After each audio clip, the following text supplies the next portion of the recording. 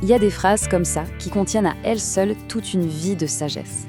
Aujourd'hui, on va décortiquer ensemble un proverbe d'une puissance assez incroyable pour vraiment saisir la vérité qu'il cache. C'est parti. Voilà la phrase dans sa forme la plus connue. On l'attribue à l'écrivain malien Amadou Hampâté-Bâ.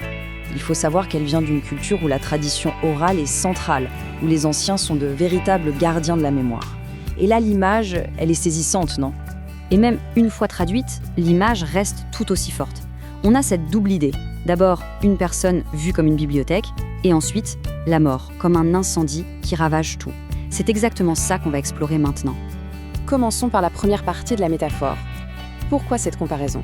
En quoi une personne âgée, c'est une bibliothèque ? Bien sûr, on ne parle pas d'un bâtiment en briques avec des étagères bien rangées. Non, c'est quelque chose de bien plus vivant, de bien plus personnel. Alors, qu'est-ce qui rend cette collection si unique ? Eh bien, c'est là que tout se joue.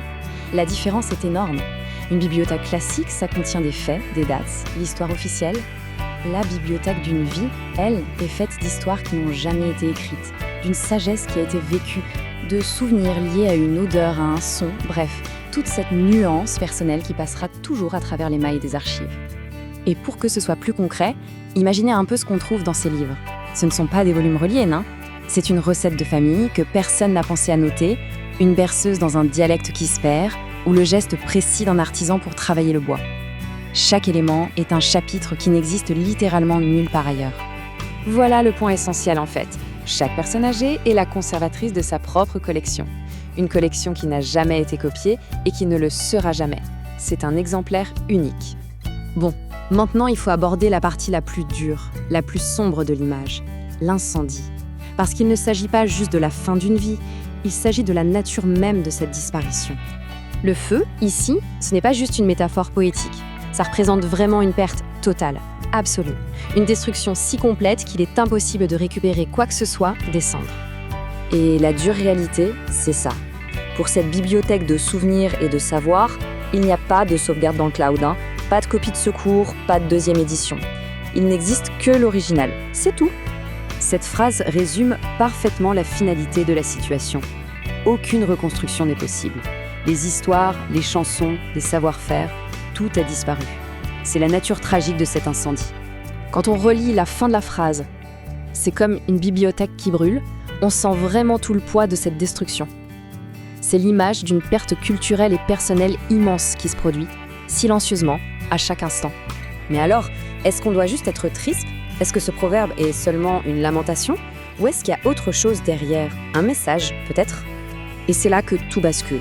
Non, ce n'est pas une phrase faite pour nous désespérer, mais plutôt pour nous alerter. C'est un avertissement sur l'urgence de la situation. Et c'est aussi et surtout une invitation à agir avant que le feu ne se déclare. Alors, comment on fait concrètement ? Eh bien, les étapes sont presque d'une simplicité déconcertante. En gros, il s'agit de devenir nous-mêmes des bibliothécaires. Il faut poser des questions, écouter, mais écouter vraiment. Enregistrer ces récits, que ce soit par écrit, en audio, et enfin, les partager pour qu'ils continuent de vivre. Et pourquoi c'est si important de faire ça ? Parce qu'on ne sauve pas juste de l'information, on tisse des liens entre les générations, on sauvegarde des bribes de culture, on enrichit notre propre vision du monde, et par-dessus tout, on rend hommage à toute une vie de sagesse. Au final, tout se résume à ça. C'est une véritable course contre la montre. La connaissance est là, elle est disponible, mais les portes de la bibliothèque, elles, ne restent pas ouvertes éternellement. On termine donc avec une question qui est tout sauf rhétorique. C'est une invitation personnelle et urgente. Autour de nous, des bibliothèques vivantes attendent, leurs portes grandes ouvertes. La question qui se pose, c'est quelle bibliothèque attend une visite aujourd'hui ?